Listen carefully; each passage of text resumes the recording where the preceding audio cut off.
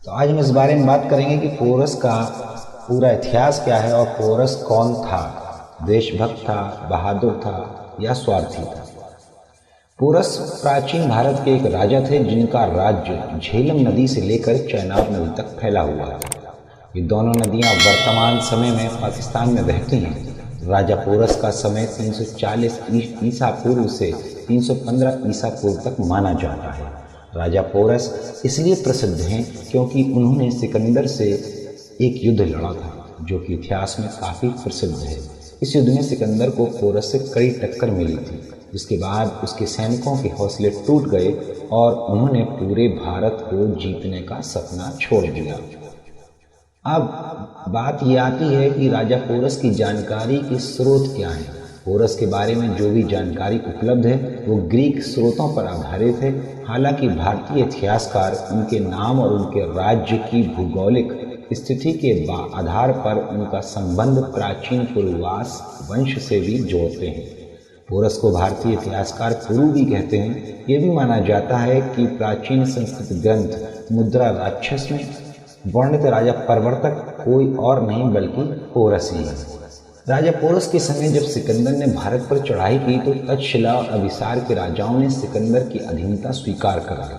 इसके बाद पोरस का राज्य था जिसने सिकंदर की अधीनता स्वीकार करने से मना कर दिया। राजा पुरु जो पोरस हैं उनके द्वारा सिकंदर की अधीनता न स्वीकार करने के बाद दोनों में युद्ध होना निश्चित था। सिकंदर ने युद्ध के लिए जल्दी से अपनी सेना को तैयार किया। सिकंदर की सेना में अब तक्षशिला और अभिसार के भारतीय सैनिक भी थे। सिकंदर और पोरस के बीच हुए युद्ध को ग्रीक बैटल ऑफ हेरेस्पेस कहते हैं। हेरेस्पेस झेलम नदी का ग्रीक नाम है। यह युद्ध मई 326 ईसा पूर्व में लड़ा गया था। ग्रीकों को यवन या यूनानी भी कहा जाता है। सिकंदर जब अपनी सेना लेकर झेलम नदी के किनारे पर पहुंचा तो दूसरी तरफ राजा पुरु अपनी सेना लिए तैयार खड़े थे। सिकंदर की सेना में जहां 50,000 पैदल सैनिक, 7,000 घुड़सवार थे, तो वहीं राजा पुरु के पास 20,000 पैदल सैनिक, 4,000 घुड़सवार, 4,000 रथ और 130 हाथी थे। नदी में पानी का बहाव ज्यादा था और उसे आसानी से पार नहीं किया जा सकता था। सिकंदर ने फैसला लिया कि वो रात को कुछ हजार सैनिक लेकर नदी के उत्तर की तरफ जाएगा और नदी पार करने के लिए कोई आसान सा रास्ता ढूंढेगा। सिकंदर अपने चुने हुए 11,000 सैनिकों को लेकर झेलम नदी के उत्तर की तरफ चला गया और उसने एक ऐसा रास्ता खोज निकाला जहां से नदी को आसानी से पार किया जा सकता था। उधर जब पुरु के सैनिकों ने कुछ यवन सैनिकों को उत्तर की तरफ जाते हुए देखा तो पोरस ने भी उनका मुकाबला करने के लिए अपने एक बेटे को सैनिकों के साथ भेज दिया। सिकंदर ने आसानी से नदी पार कर ली और पोरस का बेटा अपनी छोटी सी सेना के साथ उसे रोकने में नाकाम रहा और वीर गति को प्राप्त हुआ। इसके बाद सिकंदर की सीधी टक्कर राजा पुरु से होनी थी। राजा पुरु ने अपने 130 हाथी सिकंदर की सेना के सामने चट्टान की तरफ खड़े कर दिए और पोरस की सेना के संगठन को देखकर सिकंदर हैरान रह गया। युद्ध में भारतीय हाथियों ने यवनों की ऐसी तोड़ाई की कि बड़ी बड़ी जंग जीतने वाले यवन लगातार 8 घंटे लड़ते रहने के बावजूद भी युद्ध नहीं जीत पाए थे। युद्धों में दोनों तरफ के कई हजार सैनिक मारे गए। कई ऐतिहासिक स्रोतों से ऐसा प्रतीत होता है कि इस युद्ध के दौरान भारी बारिश हो रही थी जिसने युद्ध को और भयंकर बना दिया था। सिकंदर ने जब अपनी सेना का बुरा हाल देखा तो उसने राजा पोरस के पास संधि का प्रस्ताव भेजा, जिसे पोरस ने तुरंत मान लिया। पोरस का संधि को मानना मजबूरी थी क्योंकि उसे पता था कि यदि युद्ध ज़्यादा समय तक चला तो उसकी हार तय है, क्योंकि सिकंदर की सहायता करने के लिए एक बड़ी सेना आने वाली थी। संधि के अनुसार राजा पोरस सिकंदर के प्रति वफादार रहेगा और आगे के अभियानों में उसकी पूरी सहायता करेगा। बदले में पोरस को वो भी साम्राज्य मिलेंगे जो सिकंदर भी आज तक नहीं जीतेगा। आमतौर पर हमें किताबों में पढ़ाया जाता है कि सिकंदर और पोरस के बीच हुए युद्ध में पोरस हार गया था और उसकी बहादुरी से खुश होकर सिकंदर ने उसका राज्य वापस कर दिया था, पर यह सब एक फिल्मी कहानी प्रतीत होती है। इतिहास को निष्पक्ष रखने वाले ग्रीक विद्वान प्लूटार्क का कहना है कि इस युद्ध में यूनानी 8 घंटे तक लड़ते रहे, पर किस्मत ने इस बार उनका साथ नहीं दिया। इस वाक्य से साफ पता चलता है कि सिकंदर वो युद्ध नहीं जीत पाया था। दरअसल सिकंदर के युद्ध अभियान के दौरान उसके कई चापलूस इतिहासकार उसके साथ रहते थे जो उसकी सफलताओं को बढ़ा चढ़ाकर पेश करते थे पर उसकी नाकामियों को छुपा लेते थे। पोरस से युद्ध के पश्चात उन्होंने फौरन ऐसा किया और युद्ध की वास्तविकता पर लीपापोती करते हुए सिकंदर द्वारा पोरस की बहादुरी देखकर उसे माफ करने की कहानी गढ़ दी। सिकंदर भले ही एक कुशल सेनापति था पर साथ ही वो अत्यंत अत्याचारी और शराबी व्यक्ति भी था।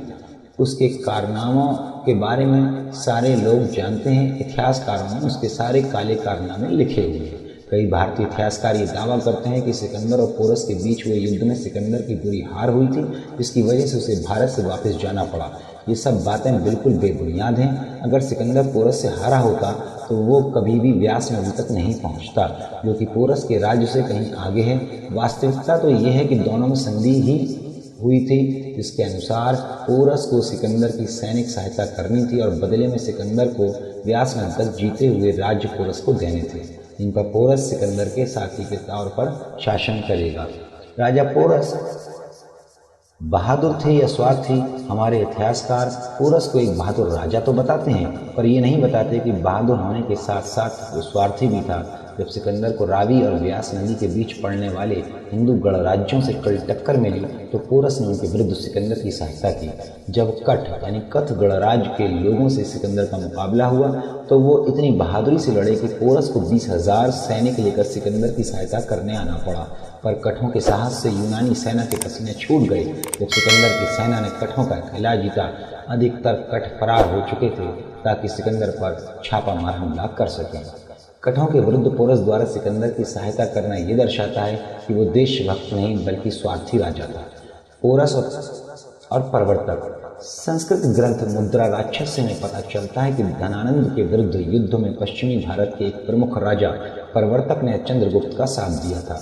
इतिहासकार मानते हैं कि प्रवर्तक राजा कोई और नहीं बल्कि पोरस ही था।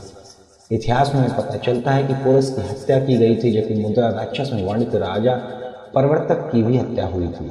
इसके सिवाय पोरस की धनानंद से दुश्मनी भी थी, शायद इसीलिए उसने धनानंद के विरुद्ध युद्ध में चंद्रगुप्त का साथ दिया।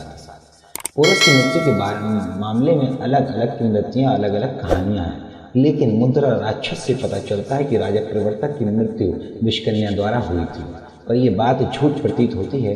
विकिपीडिया के अनुसार सिकंदर के एक सेनापति यूदोमोस ने राजा पोरस को 321 से 315 ईसा पूर्व के बीच कत्ल किया था, पर इस बात का भी कोई पुख्ता सबूत नहीं है। हालांकि ये मत ये भी है कि आचार्य चाणक्य ने ही पोरस की हत्या करवाई होगी क्योंकि उन्हें लगा होगा कि वे आगे चलकर चंद्रगुप्त के विजय अभियान में कोई रुकावट बन सकता है। तो दोस्तों आज के लिए इतना काफ़ी। आपको फिर याद दिलाना चाहूँगा कि अगर आपने हमारा चैनल सब्सक्राइब नहीं किया तो जल्द